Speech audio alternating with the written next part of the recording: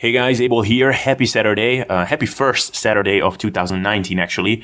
Hope you're excited to start the new year and to start crushing all of your goals.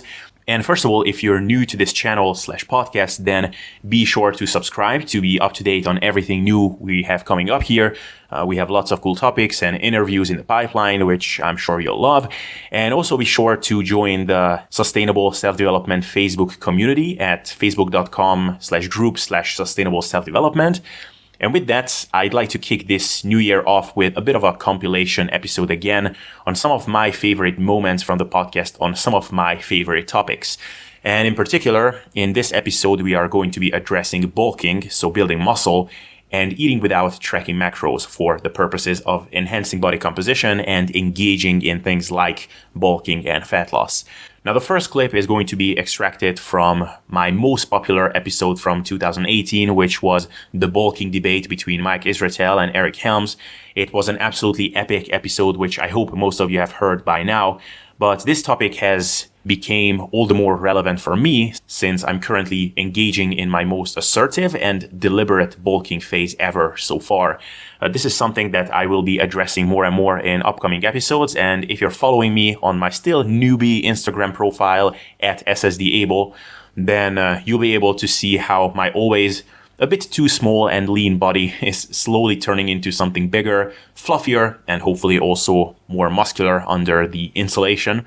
So for folks like me who are currently pushing their body weights up, an episode like this with Mike and Eric is an absolute must because trading off leanness and purposefully putting on body fat is never easy psychologically, especially if you worked hard for being lean.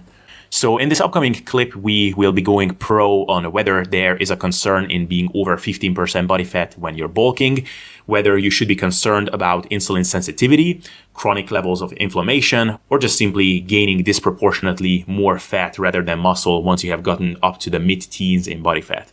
So I hope you will enjoy this clip, and with that, let's get into it. So I think the first one that Mike brought up is that at higher body fat levels, we typically see dampening of anabolic signaling. And there's actually a pretty good recent paper that came out that looked at individuals of different body fat levels and their response to protein feeding. And it did indeed show this. But I think there's a couple really important things to point out about that paper is one, that the quote unquote normal people in that paper were still around like 20% body fat for males, which means that what is considered a level of body fat where it provides anabolic resistance is probably a lot higher than where most bodybuilders hang out in the off season. That's not to say there aren't some bodybuilders who get up into the 20% body fat range as males, the equivalent being, 28 to 30% in a female. But it's probably not the norm. The second really important thing to point out about that study is that they weren't exercising. And training creates a whole lot of beneficial effects in muscle that keeps it pretty sensitive. You're basically putting in and removing substrates all the time. And when you really look at some of the types of ways that our body gets resistant to substrates, like insulin, in the case of diabetes and things like that, a lot of it comes from an overload of that substrate without ever being able to clear it out, and the body having to do some crazy acrobatics, like trying to make itself resistant to the hormone that actually will put more substrate into it to try to deal with this. And then you get this cascade of effects that we have identified as, type 2 diabetes. So while I don't have direct data comparing trained individuals to untrained individuals, we do have some pretty cool observational data when we look at super heavyweight weightlifters, super heavyweight powerlifters, and some bodybuilders in the off season that I'm not too convinced that in those individuals who do push above 20% body fat, and sometimes substantially higher, that you can't make decent progress, at least in a practical realm, where you do see weightlifters and powerlifters getting stronger in the super heavies, and you do see bodybuilders who seem to make improvement season to season, even though they kind of go on that, Lee Priest bulk. Obviously, that's going to be confounded by a lot of other variables, but I think it's an interesting observation nonetheless. So the first thing I would say is that this is probably only a concern at pretty damn high body fat levels for a bodybuilder, and it may not be as much of a concern if you're doing resistance training, which I would really hope any bodybuilder trying to put on muscle mass would be lifting weights, or they've really got some things wrong and they need to kind of go back to the drawing board before even listening to this podcast.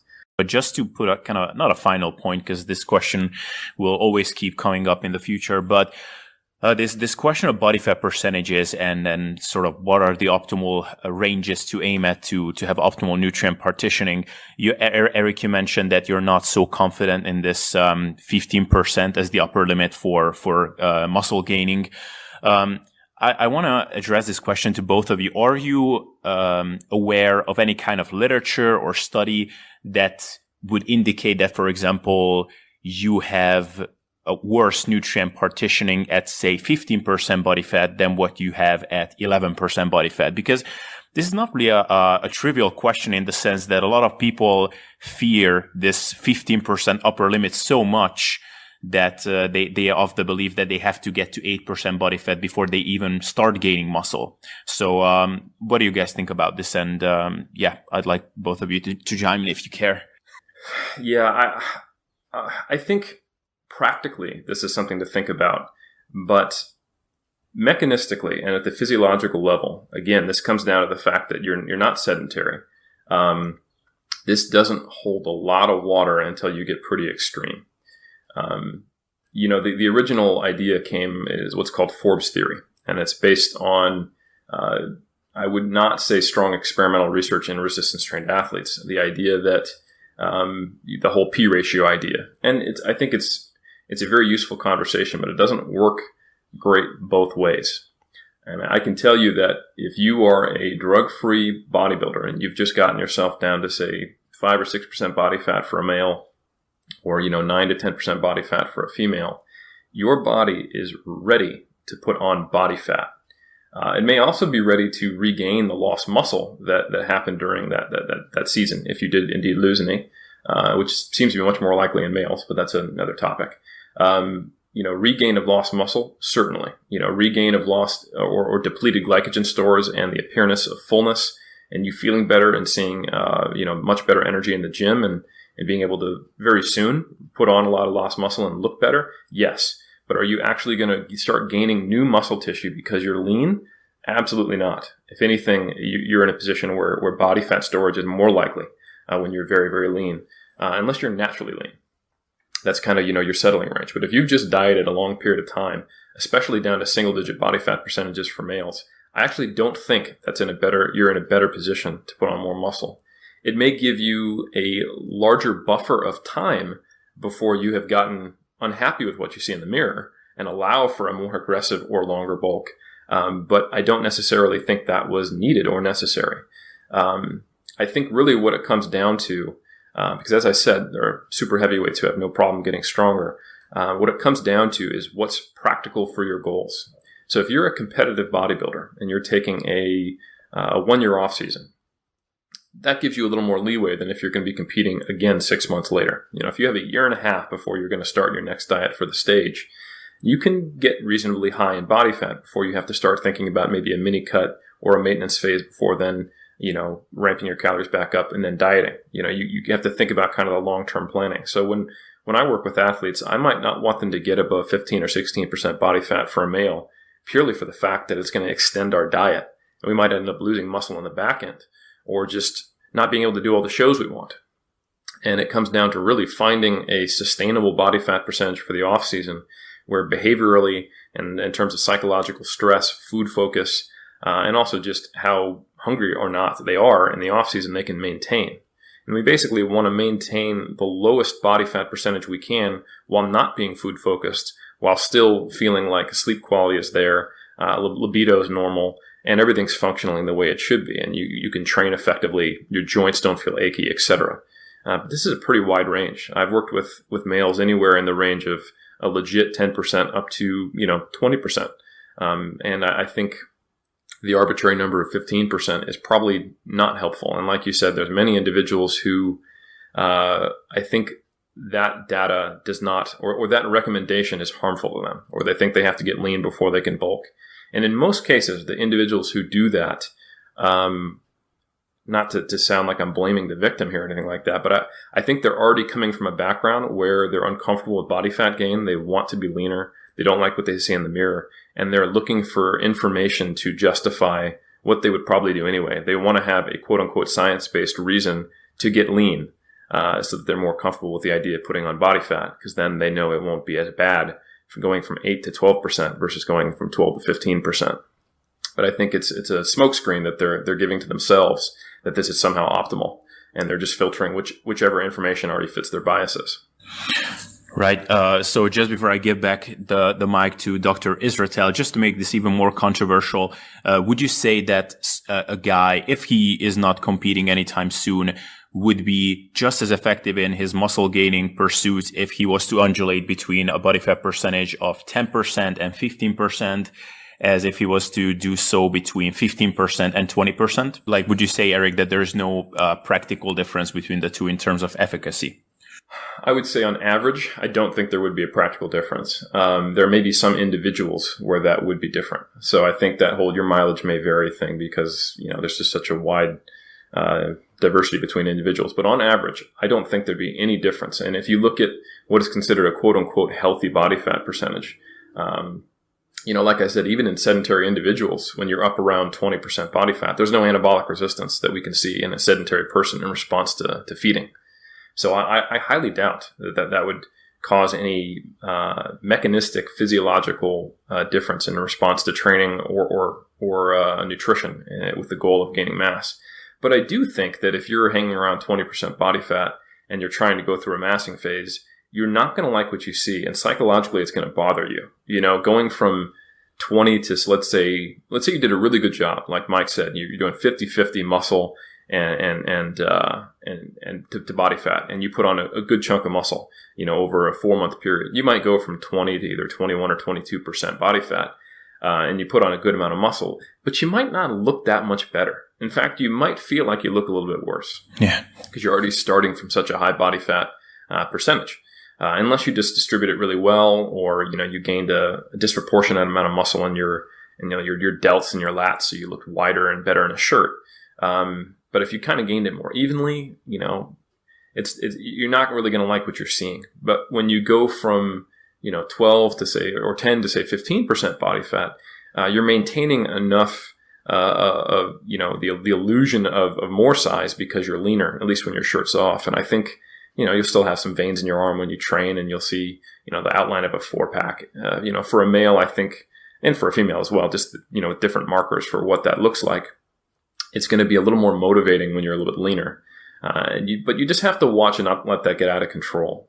So the short answer to your question, because I've given you a roundabout one, is physiologically probably not going to be any difference. Psychologically, I can easily see how a lot of people would not want to be pushing into the low 20s or the low 30s if you're a female, even if there wouldn't be a difference. Like if we actually just put you on a DEXA and looked at how much lean mass changed, because visually the addition of body fat at that level is not going to be something that most people are comfortable with if they consider themselves recreational lifters or bodybuilders who are doing this to improve their appearance.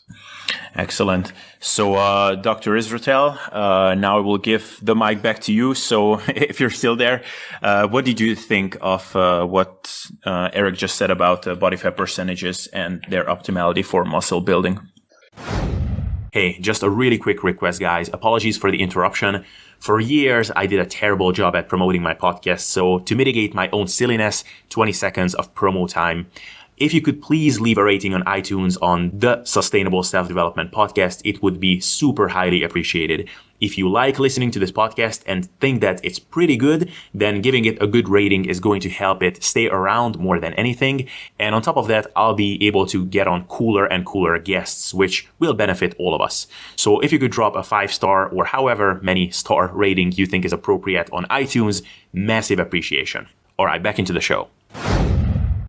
If you're truly interested in your best outcomes, which sometimes your best outcomes at a high enough level are any outcomes at all that are beneficial, that you may have to attend to the very finer points, such as keeping your body fat as low as possible without getting into the diet fatigue situation that Eric very well described, but at the same time not getting so high that you just sort of get any of this extra body fat anabolic resistance sort of situation. So I think for individuals that are advanced between 10 and 50% body fat, I think anything much in excess of 15% body fat, I think may be fine, but is not guaranteed enough to be fine for my tastes. I think that for most individuals, anywhere between 10 and 20% body fat is A-okay to run through and train, which is actually one of my key recommendations when individuals ask me, hey, I just started lifting, should I cut or mass? I actually say neither. Just maintain, eat well, because you don't know how to eat probably yet. Just eat good whole foods and plenty of protein for about a year. You'll just recomp to an exceptional degree. And then wherever you recomp, wherever you end up genetically, if you're on the leaner side, you can start massing or bulking. If you're on the fatter side, you can start mini cutting or whatever to continue to bulk. So I think that 10 to I very, very much agree with Eric that the 10 to 15%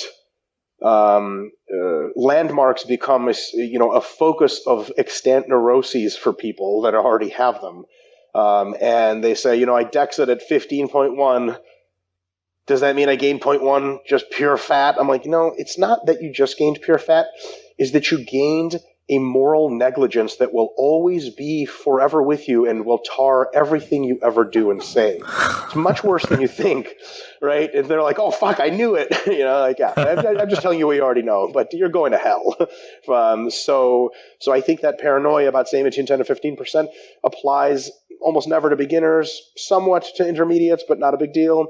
I think to the advanced, they had better keep between, 15-ish. If you go to 16, 17, who gives a shit? But if you're like chronically between, 17 and 21% body fat, I think that if you're advanced, you could do better by staying a little leaner. There's another situation or another sort of constraint that may encourage staying on the leaner end, and that is the really high amount of negatives with a prolonged calorie deficit to get back into contest shape. So if you're a competitor, I think that if you're on north of 20%, you look down the pipe at your next show, which is a year and a half away, and you're like, well, this is going to suck 80 dicks at the same time, which, depending on which way you feel about that, could be great. But whatever, poison dicks that shoot fire, bad things. Bad things, folks. I forgot not everyone thinks dicks are bad. Here I go again. So basically, it's a tough road to hoe, and going from a super high body fat down to contest condition. Now, of course, you would take it slowly. Of course, you would take it incrementally, and of course, you would give yourself the appropriate amount of time. But sheer, time divided by deficit or time multiplied by deficit is going to be long, and it's going to cause a more profound magnitude of all these diet resistance factors, hormonal alterations, really gnarly psychological alterations, relationship with food, potential for strength loss, potential for muscle loss, etc. So I think one of the benefits of not getting much further than 20%, and for the more advanced, not further than 15-ish, is because you're always within shooting range of show condition, and that's not going to whoop your ass to get into. Some individuals like John Meadows, for example, he never really gets that fat. Fuck him. He has good genetics and really good dedication. Has been doing this for like 1,000 years or something. But his show diet is like 8 or 9 weeks or something like that. And like, damn, that looks good. And then you see other people that have gotten to absurd levels of body fat, and they're like, all right, time to start prepping. And they just describe these horrendous things. Nick Shaw and I, when we did our first bodybuilding show, I think the sum total of the diet was something like 27 weeks of almost exclusively hypocaloric period. I basically had like a borderline eating disorder at the end of that process, something I never want to do again. And fundamentally is because we made an error. We were so far out of shape that we thought we could just one and gun the diet to the show. Clearly that was bad. But I think, insofar as athletes don't pay a big price for not exceeding 10%-ish, and of course there's a distribution to this, right? Some people for whom it takes heaven and earth to stay at even 15%, there's no way you'd push them down to 10, because then all of those dietary resistance factors would mean that they're not gaining a whole lot of anything except for fat and, maybe their sanity back after you get them down to 10. So for sure there's genetic, situations at play here. But I think for the average competitor, I think if you can keep them between 10 and 15%-ish, on a massing phase, 10 is high enough that you avoid most of these problems of immediate post-show kind of situations with hormonal issues and hunger and stuff. But 15-ish is as high as I would go to comfortably be within reach of another competition, because I'm not a huge fan of getting way out of shape and then cutting like crazy to get into shape and then doing it all over again. I'm not a huge fan of it because I've done it for so long and I've been burned so many times. Funny enough, I don't think that another piece of evidence that mass bulking phases at 15% plus are catastrophic. I think to build Eric's point, I can offer myself as an example, and of one, of course, is a very limited piece of evidence, but I actually got up to right around 20-ish% body fat at 250 pounds, drug-free. That was the peak of my drug-free career. I'm still drug-free, right? So still kicking it, LOL. So, for the various governmental authorities clearly listening to these sorts of podcasts. But, I did that. My average body fat must have been around 22%. Some of my bulking phases took me damn near a 30. Now, was that a mistake to some extent? Marginally? Yes. Did I still put on and I wrestled in the 103-pound weight class in high school, right? So did I put on a shitload of drug-free muscle anyway? Yeah, fuck yeah, I did, right? So I think that when people see this 15 as a top figure, it's just like if I was giving out advice to a competitor, I'd be like, yeah, I don't want you to get much fatter than 15. But to a recreational person that's naturally pretty lean, they're like, should I bulk to 20%? My advice wouldn't be like, dude, you fucking idiot. You're just going to die and you're going to get super fat forever. And again, the moral implications of going above 15%, right? You can't go to funerals or be at church anymore because you're the devil.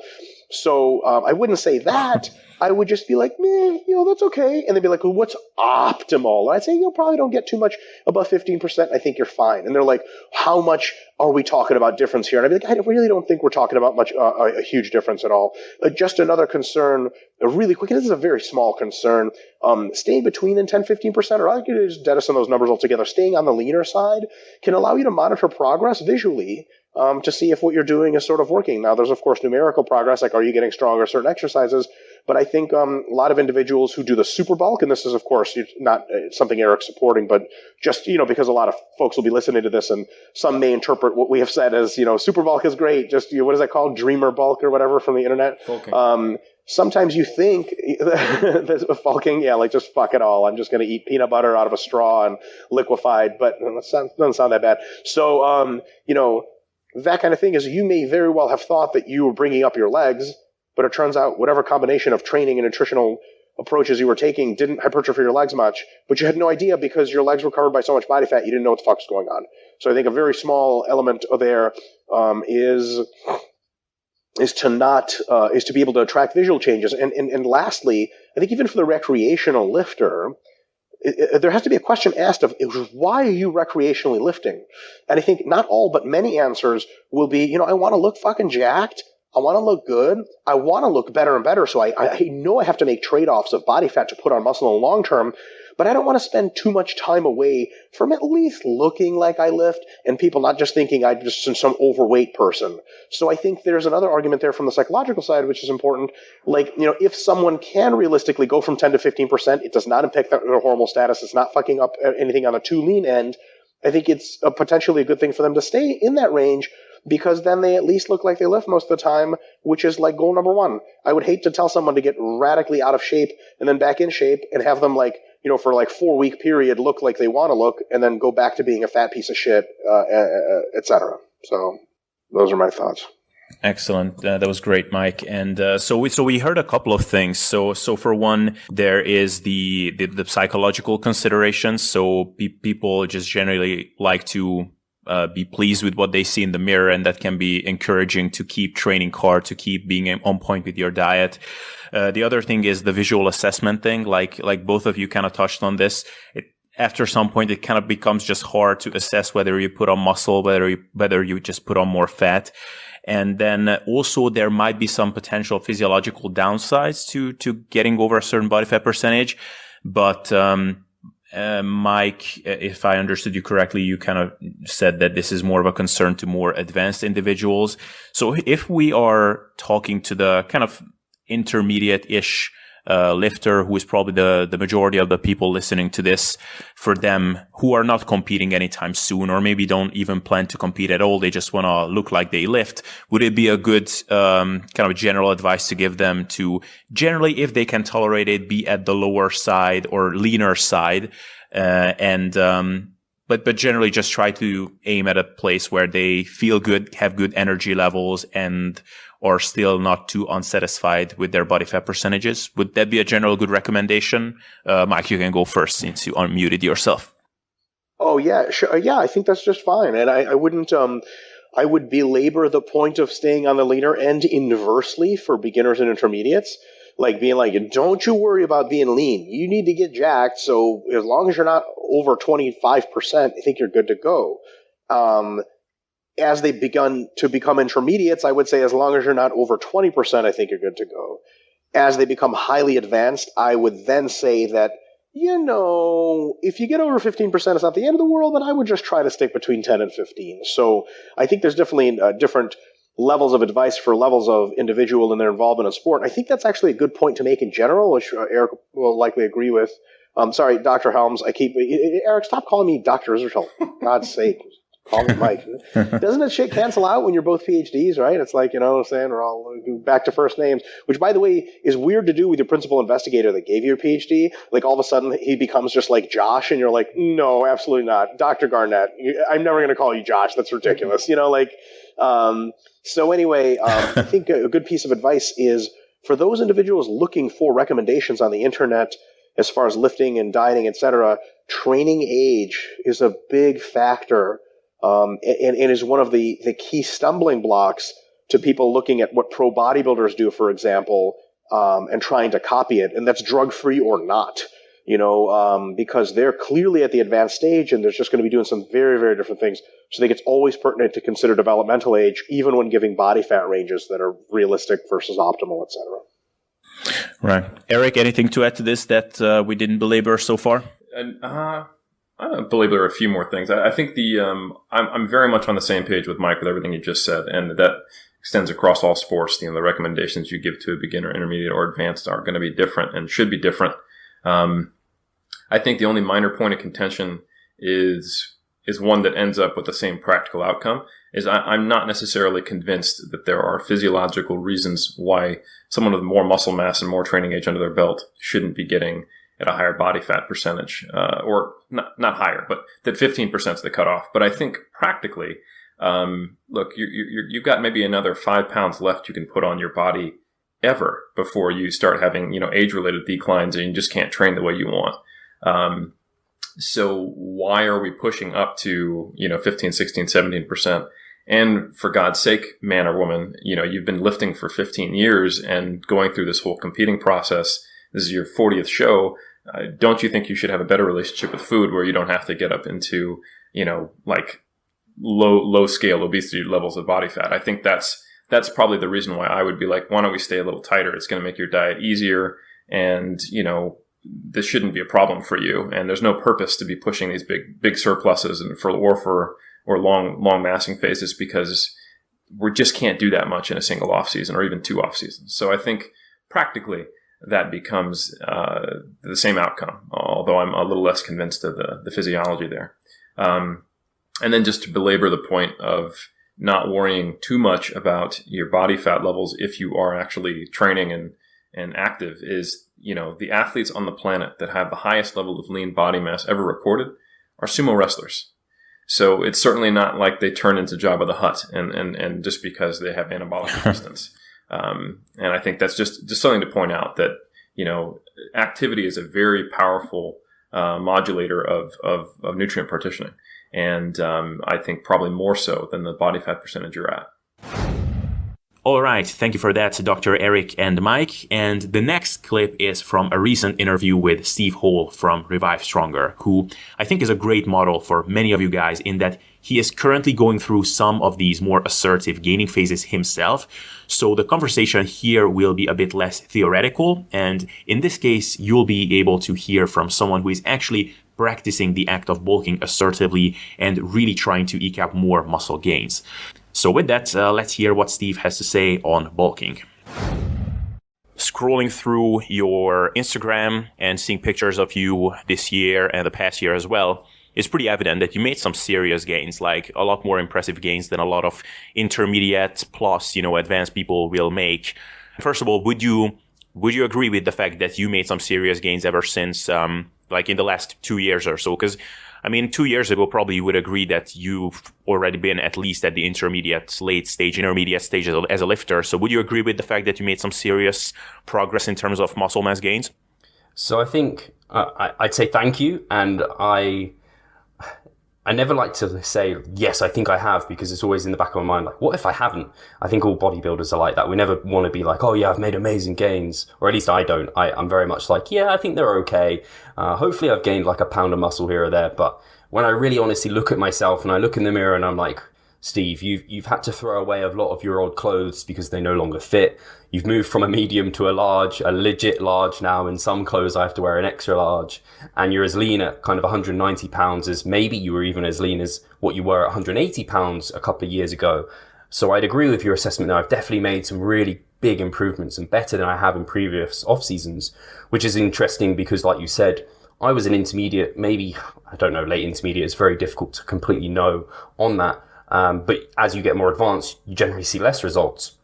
I think the biggest difference, at least for me, is that in my off season between 2017 to 2014 to 17, this is when I was self-coaching that whole time. And I was really not completely sure where I wanted to go with things. I was hearing a lot of things. I was not very sure of myself. I was a bit conflicted in what I wanted to do, and I struggled with it. I really did. I wasn't sure if I wanted to go down the powerlifting route. I was very much focusing on trying to be a power builder and struggling with that. And it wasn't a program or system that worked for me. I was under the impression and focused too much on P ratios and too much on staying lean and not going too far away from my stage weight. And I was coming out of that. I think the competition season in 2014 hit me quite hard. I'd come down from 190 pounds to below 160. So I'd lost over 30 pounds in that period of time. My stage weight was like just above 160 pounds carved up. So it was kind of a bit like, wow, I thought I didn't think I'd need to lose so much weight. I'm a bit scared to let my weight go up. And so in that whole off season, I was struggling with this power builder mentality where I wasn't really making strength gains. I wasn't really making hypertrophy gains. I wasn't as well educated as I thought I was. And I didn't really understand the fundamental basics and principles of things anywhere near to the degree that I understand them now. So I was very much in this kind of wishy-washy period, which didn't lead to great results. And again, I handicapped my off season by making sure I didn't go much above 180 pounds, which is like, 20 pounds above stage weight, which is not really that much. And it was actually less than 20 pounds above stage weight. So there was a lot of kind of stagnation in that period of time versus this off season where I learned so much in the years of like my contest prep and the period before that. And I learned so much about the fundamental principles, and I absolutely have to give credit to Mike Israetel for that, because he cemented a lot of those ideas in my mind with only discussing with him, consulting with him, having him over for seminars. I was very much influenced by him by a large degree. And also through the scientific principles of strength training by himself, Chad Wesley Smith and James Hoffman, a fantastic textbook that just put a lot of the knowledge that I had in my head into a really kind of cemented system and a good understanding where I was actually like, that's why that program works. That's why that program works. And I've understood it more and more as I've done it myself, and I've developed programs myself. And so I've got to a point now where I'm much more confident in what I'm doing. I have much more specificity in what I'm doing. And I'm much more assertive than I've ever been in terms of allowing my body weight to go up, really not caring too much about body fat percentage, keeping it moderate, of course, not kind of just getting fat bulked. And that's really the biggest difference for me, having that kind of more knowledge, more understanding, greater specificity, and really having a direction with everything. And I think I formulated a lot of that during my contest prep. I think I made actually probably some progress in muscle growth during my first stage of contest prep before I then maintained and dug into shows. And now, because I had all that foundation built up, it's just made my off season so productive to date. And I just hope it keeps going that way, but I have a feeling it may slow down. But I'm excited for what's to come, because it really, for me, made me realize how important specificity really is. Because I think some people can get away with a bit less of that, but others, if they really, really want to drive results, they really want to get to that advanced level and make progress during that period of time, they have to almost get a little bit kind of ultra specific, which for some people isn't where they ever want to go. And maybe they will never get to that really level of advancement. And some other people, maybe they never need that level of specificity because potentially genetics or some other, I don't want to just throw out genetics as if that's the rule of thumb, but some people just don't need to go to that point. But once I went all in, I just saw so many more results. Awesome. So let's talk about the eating side of things first. So first of all, like how aggressively do you allow yourself to go into a surplus during your off season? And then I know from kind of following you and your approach that you like to do some mini cuts interspersed here and there. So first of all, like how big of a surplus are we talking about? How much weight are you allowing yourself to gain in sort of weekly, monthly basis? And then how long do you go at any one time in an uninterrupted surplus before you fit in a mini cut here and there? Yeah, you're completely right. I do intersperse mini cuts, and in terms of rate of weight gain, I have generally aimed for, and I think it maybe for people that follow me on Instagram, they probably think I have, like, I know exactly how much weight I've gained over the last, I don't even know how much weight I've gained over the last month, let alone the last couple of weeks, because I don't focus on it as much as maybe it comes across. I do look at the scale every single day. I do take a picture and write a little bit of gratitude, but I save it down, and then maybe once a month I put it into a spreadsheet. And for the most part, I'm just looking to see that number slowly trickle up. And in my head, I'm thinking I want to be gaining around 0.5% to a percentage per week. But a daily number doesn't matter. It's that long-term average. So if I'm seeing a lot of kind of fluctuations up and down, like I know that 193 and then 190, yeah, I'm middling that. If I'm consistently seeing, okay, I've just stalled out at this weight for quite a while, I'm going to just increase calories a little bit by 100. So I am aiming for that 0.5 to 1% of body weight gain per 2 weeks. I say 2 weeks because I think assessing it any more frequently than that is going to be very, very difficult. So over the course of a month, I'm aiming to gain kind of, a 1 to 2% of body weight over that period of time. Normally closer to the 1% than the 2% for the most part. I'll be lucky to gain more than that. I tend to I'm still on that kind of fat phobic side where I wouldn't want to push harder than that. And I don't think realistically it's makes sense to push more than that. I don't think we have enough data to support pushing kind of very aggressively in terms of body weight, but I'm definitely more on the assertive side than conservative side for the most part. I think people who handicap themselves to gain £1 per month, I really find that difficult to really know that you're gaining, and I prefer to be in the knowledge that I'm in a surplus and I'm really, really gaining, and I can always pull back. And I prefer this more. You may end up pushing for a shorter period of time, your body weight up, and then have to pull down. But I prefer that approach to the very slow gaining and then pull back very, very sparingly, just because my past experience of doing that hasn't been very fruitful. And I found actually purposely being like, you have a timeline of this period of time. It might be 3 to 4 months where you're actually gaining weight. And then after that, Steve, you're pulling back and you're going to maintain. And it's kind of like when you have a deadline there, when you have something like that, it's like, I don't know at all waste any time. I don't want to spend time spinning my wheels. And for myself and for clients, it's been a game changer because people have actually then embraced seeing the scale go up. Whereas I think of a lot of the old mentality of really just, you don't need much of a surplus. You can just maybe maintain and gain some muscle. I think that led to a lot of people being a bit less putting less emphasis on their recovery, less emphasis on the training, getting poorer results, or at least much, much slower results via taking that approach. Whereas when you have, that deadline, that timeline, it seems to be more fruitful, at least in my experience. And then when you are working with clients online, you need to give them results in kind of a time span. So if you are just like, we're just going to get maintenance, we're just going to train hard, and we're just, results will come. You might not see them kind of after 3 months, maybe you'll see something, and it's a hard sell online.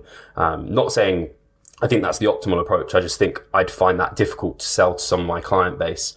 And obviously I'm not doing that myself, which again is a hard sell when you're not practicing what you preach. So in terms of then how long would I go gaining before a mini cut? I think from the outside in, a lot of people view mini cuts as just a tool to reduce body fat. And that certainly is a really big part of what mini cuts are, to keep you in kind of a range of body fat so you're not too far away from stage weight as a competitor, and you're not too far away from where you're comfortable as just a general person, and you're healthy, and potentially you've improved some P ratios and things like this, and you've made yourself a little bit more insulin sensitive and that sort of thing. But the second role and important thing that I use mini cuts for is I see there is kind of, like Mike has his volume, you incrementally push it up, you get some kind of adaptive resistance build up, you might call it anabolic resistance, and you just basically get to a point where you're like, my volume is at a point where I just need a break from volume. It's really, really just a bit unsustainable right now. And so rather than just taking a period of time at maintenance, I then will put in a mini cut, because it's like, well, we're going to pull back volume a little bit anyway. We can go into somewhat of an aggressive diet and just pull back training volume somewhat, pull back body fats a little bit, and then go forward. Now, I am not 100% sold on mini cuts for everyone at all. I think they should be used sparingly and not with everyone. Some people really do well with them. Other people, they just can't handle them because of lifestyle, or they just find that they really get fatigued from it, and that's undercutting what you're trying to do with reducing the training volume, reducing that fatigue. But for me so far, I've done 2 in this off season, and both of them, after doing them, my physique has ended up looking its all-time best. I've seen really good progress within the gym, and I felt really, really good from it. So for me, they've been a really useful tool. So when you're talking about kind of when do you dot them in, I think it's important to realize each mini cut you do probably buys you less time, in that you train and you're building a certain amount of fatigue and you're cleaning some off with the mini cut. Same with body fat. You're building up some body fat, you're cleaning some off, but every single time you're not bringing yourself back to baseline. So you might get like a 4-to-1 ratio, then a 3-to-1 ratio, and then maybe a 2-to-1 ratio. And then you're like, right, I can't mass for a month. That just doesn't make any sense to mass for a month and then mini cut. Let's actually just maintain at maybe a peak body weight where you're your biggest ever, where you're really muscular, maybe you're pretty high body fat, but then you can cut down, maybe do a 10-week diet period, maintain at that leaner body weight, wipe the slate clean again with training volume, with fatigue, and then push up again. And then you've got a really long off season where you can use these, dot in these mini cuts sparingly to keep you ticking over, keep everything performing really, really well, rather than trying to push through masses of fatigue or push body fat levels to a kind of level that you don't want to be at for whatever reason that might be. So hopefully that kind of explains my approach to using mini cuts and how I like to see scale weight progress. Sweet. So, so you pointed out that each mini cut buys you less time. So in your recent off season, like what was the longest time you went without any mini cuts? And then what was the shortest? Like, was it 4 months the longest that you went, and then maybe 2 months the least, or how did that play out for you? Yeah, I think I went just over 4 months.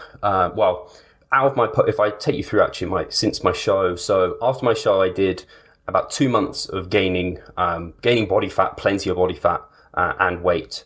I should have actually gained a bit faster than I did. I kind of took just basically the same approach to my off season as to that post show period, which in hindsight was not a great decision because I was still having many of the things you get when you compete. I had kind of poor sleep, food focus. I just wasn't in the best shape. So I should have just basically doubled the rate of gain that I was for that post show period. Just kind of like the recovery diet that 3DMJ popularized, which I think is fantastic. After that, I then did go through a maintenance period just because after post show and then I did quite a high volume massing period for that.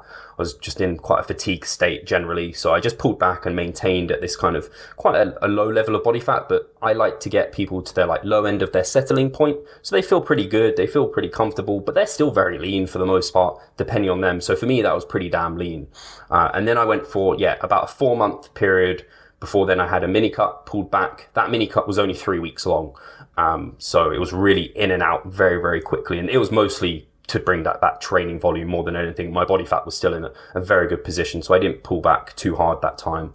I then went for another 3-month period, actually just over 3-month period. I tend to do like 4 to 5 to 1 paradigms of accumulation to deload. So it was like a 3 mesocycle period before pulling back again.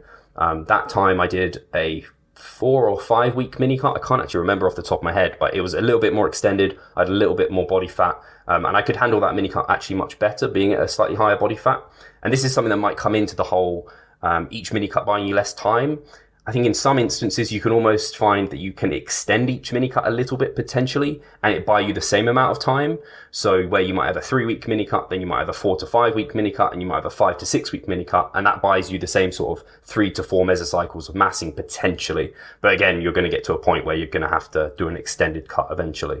I think I answered your questions. I can't remember if I answered them all there. Yeah, I think you did. Yeah, so kind of the longest you would go without any mini cuts would be like 4 or so months. And then when you get to the point where you can't even go for as long as like 2 months without a mini cut, then maybe you maintain or actually do like a more extended cut. Did I get that right, more or less? Yeah, for me personally, that's spot on. For some of my clients, I won't put them through mini cuts if I don't think it's appropriate for them. They'll be explained, because oftentimes they'll be like, yeah, let's do a mini cut. And I'll be like, are you sure? You've got this going on. Let's just go for a period of maintenance. And sometimes it's a maintenance phase and then we just go back into massing.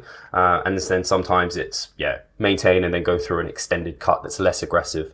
It definitely depends. But for me personally, you were spot on with that. All right, thank you very much, Steve. And with this, let's get into our final clip of the day, which is from one of my personal favorite interviews from 2018, which was with Dr. Eric Helms once again on macro tracking and the things you can achieve without tracking macros. So in this clip, we will talk about just how far you can push your body in terms of body composition without tracking macros, how bulking can be more effective actually if you autoregulate your food intake across the days, as well as the lifestyle and mental benefits you can get without macro tracking. So if this sounds good, then let's get into this final clip for today with Dr. Helms. I'd just like to take a few minutes to respond to those people who are now probably going to say that, well, yeah, sure, you can be healthy and happy if you don't track macros, but if you want to have some abs, if you want to make good gains, then it's just not going to happen without tracking macros. So let's talk about this. Like, just how far can you push your body composition and, athletic pursuits without tracking macros? Yeah, great question. I think really it just comes down to, so first we have to just acknowledge that a finely tuned, aware person of their own hunger and satiety signals is probably not going to gain weight unless they really just choose a lot of hyperpalatable foods that are, low in actual mass or the amount of like space they take up. So your mechanical satiety would be low while you're taking in a lot of calories. That's like the only way, if you actually pay attention to hunger and satiety, is if you only choose very, very calorie dense foods, will you be gaining a lot of weight and being overweight on average, unless you just tend to have a genetic profile that results in carrying a little more body fat than average. But if you have adopted a quote unquote fitness lifestyle to where you're active, you're performing resistance training, and your nutritional habits are largely influenced by consuming like a higher protein, higher fiber, higher fruit and vegetable diet, you can actually take things pretty far. And where the limit is based on at what point can you no longer trust your satiety and hunger signals, or at what point do you need to reach a quantitative goal such that qualitative values might do you a disservice. So for example, if you were a powerlifter and you hover in a natural state 3 to 4 kilos over your weight class limit, and you know that 4 weeks out you need to do a mini cut and then do some minor water manipulation to safely ensure that you make your weight class and that you can compete just as strong as you were normally in your weight class, that means you probably will need to push yourself to the point where you are hungry and you wouldn't be satisfied at every meal. And that's totally fine. And you probably also should weigh yourself to make sure that you actually meet that weight class cutoff.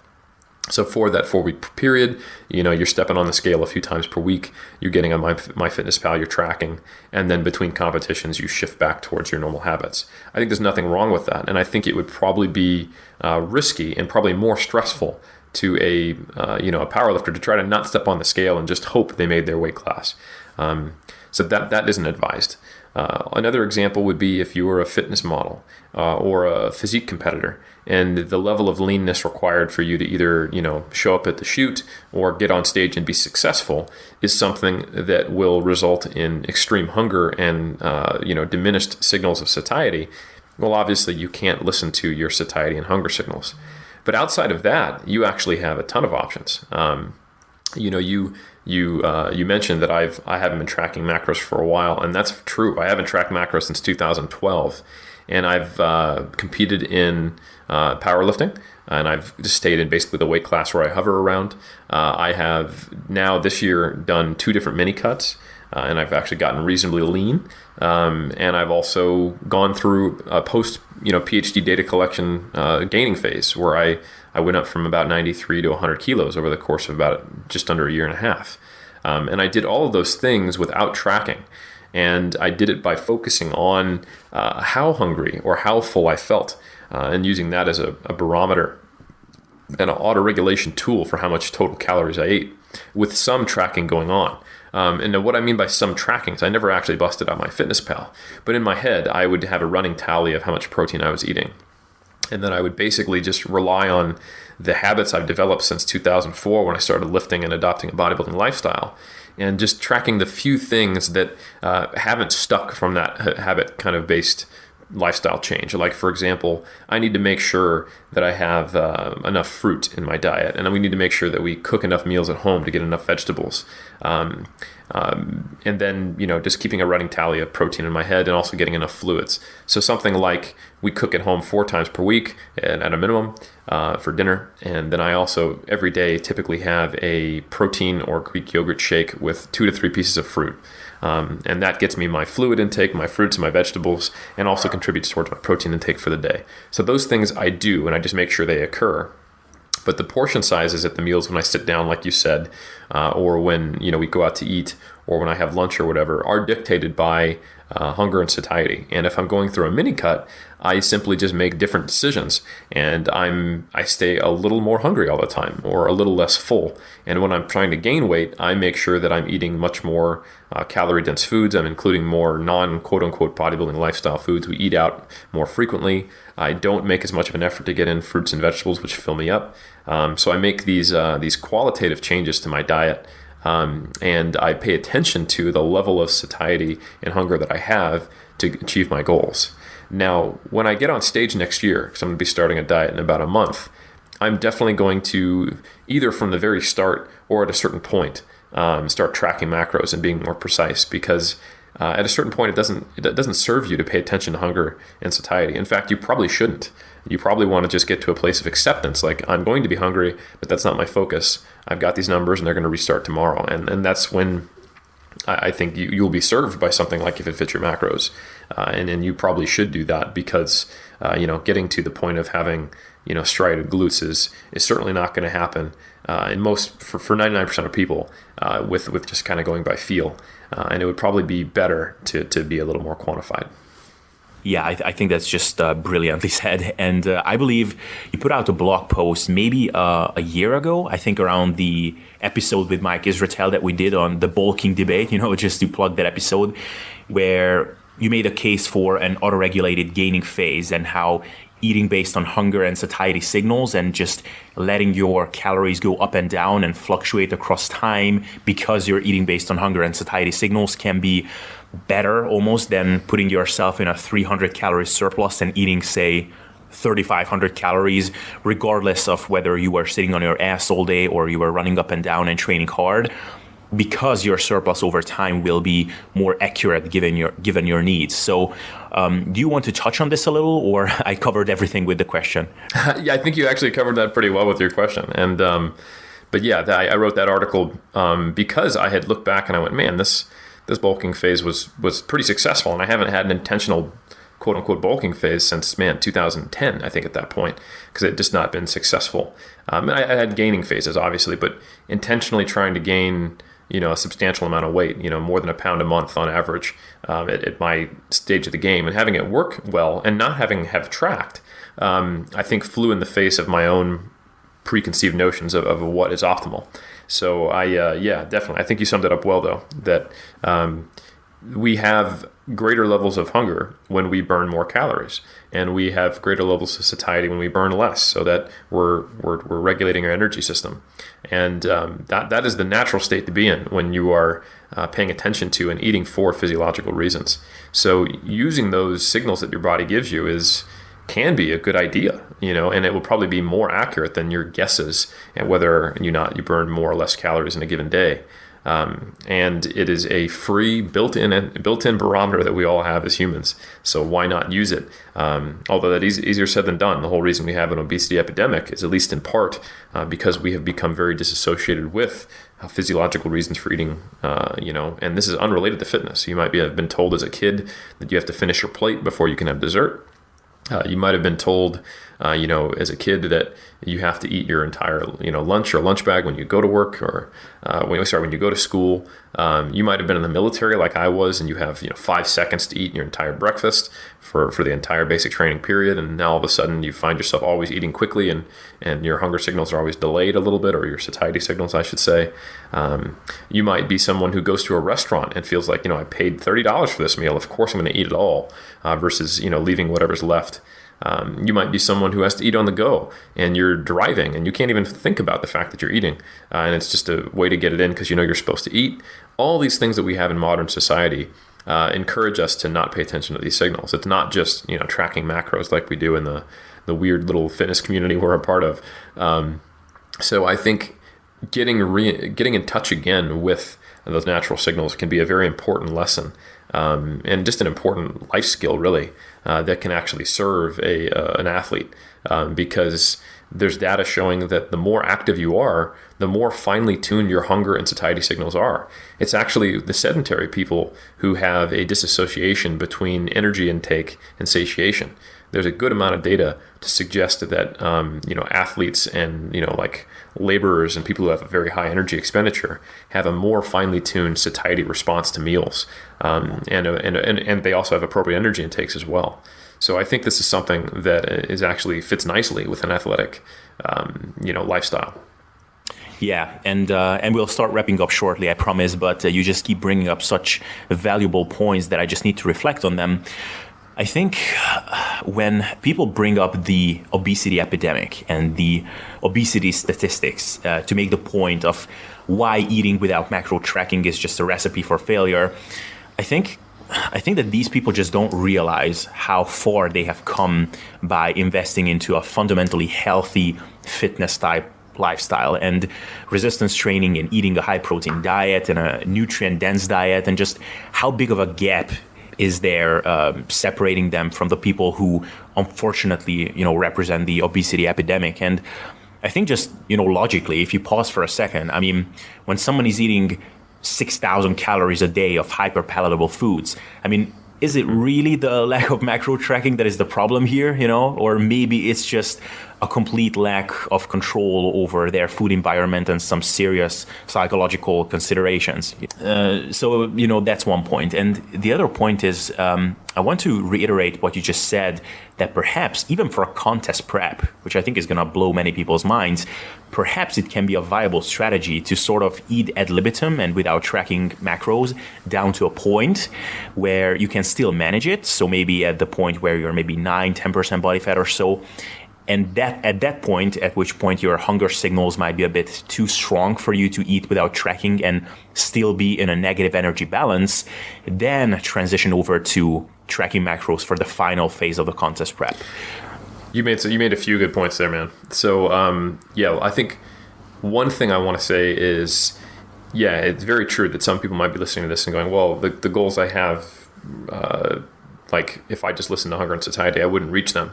Now, unless you're a competitor or a fitness model, I would challenge you right now to potentially change those goals, because that's not sustainable for most people. I can't tell you how many times I've consulted with people who are trying to get lean again for the 40th time, sometimes trying different approaches, being more rigid and trying to live with a level of restraint that is inappropriate.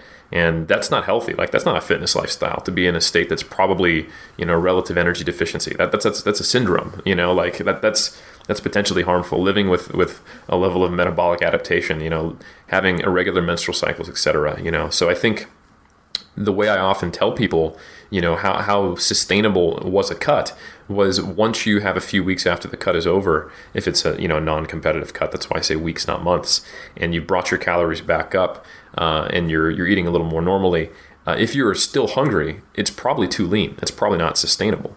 And that's how I gauge the success of like a recovery diet for competitors or a shortcut for non-competitors, etc. So I think that's the first thing, is a lot of people might need to accept the fact that the way they want to look is not necessarily that sustainable.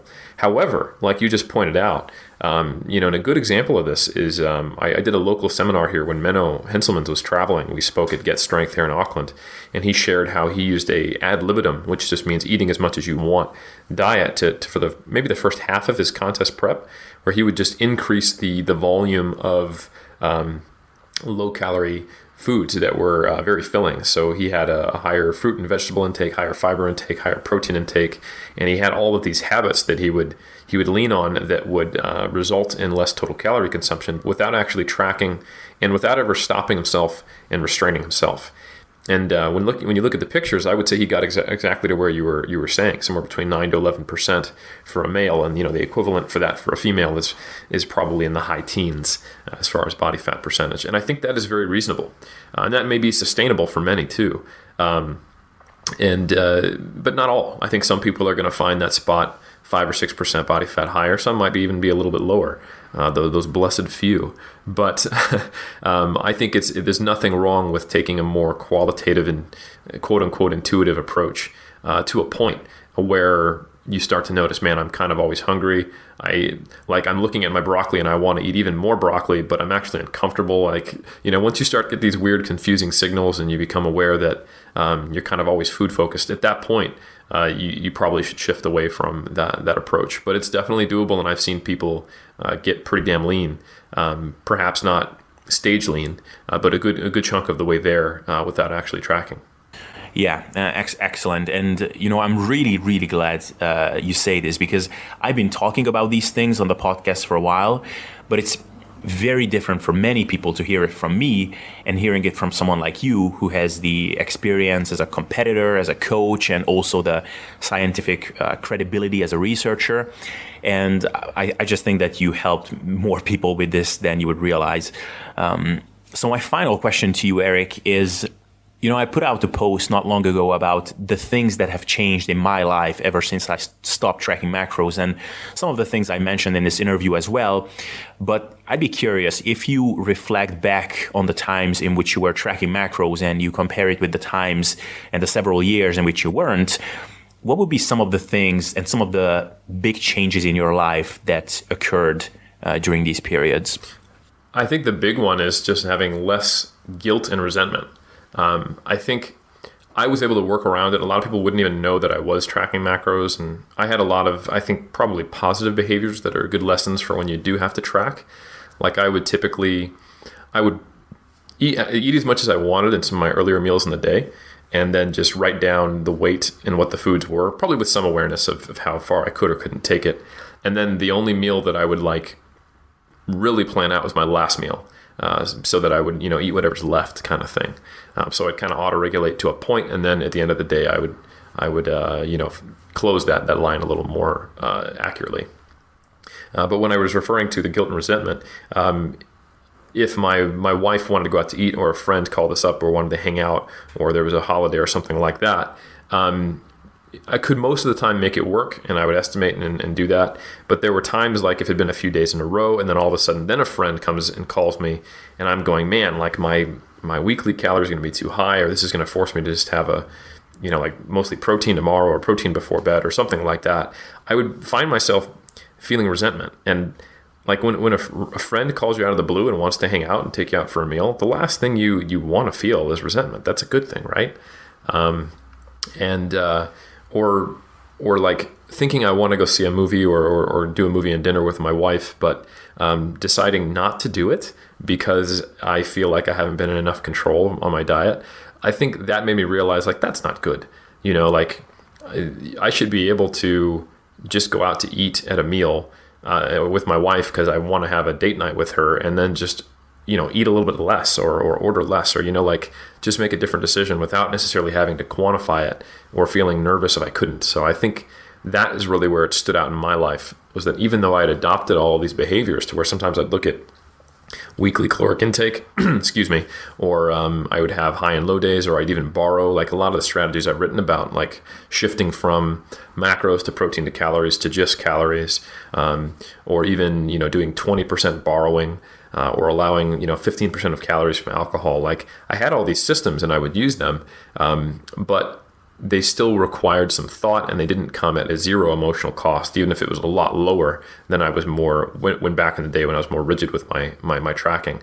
So being able just to let go of all of that and just auto-regulate a bit more and learn that skill, I think has been very positive for me and has resulted in a much net better life. And it hasn't cost me, I don't think, anything in terms of my quote-unquote gains. Before I left for New Zealand, my best bench was lower than it is now. My best squat was lower than it was at its peak. My physique's better now, and mini cuts are easier now, believe it or not, without tracking. And just in general, I have found that I can be more productive, and it's just one less thing I have to focus on.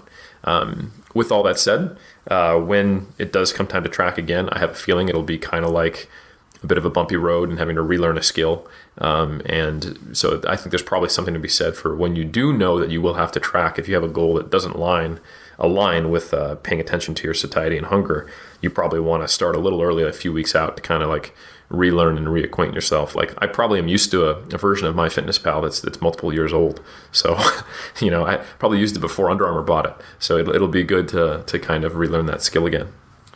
Right. Awesome. And, listening to this, on the one hand, I needed to cringe. And on the other hand, it just made me feel warm and fuzzy on the inside, because I had the exact same experience about the guilt and the resentment and almost feeling angry when a friend reached out to grab some beer and a pizza. And I think these are the things that so many people experience, and yet so many of them will ever talk about it because it's not cool, it's not sexy to talk about this.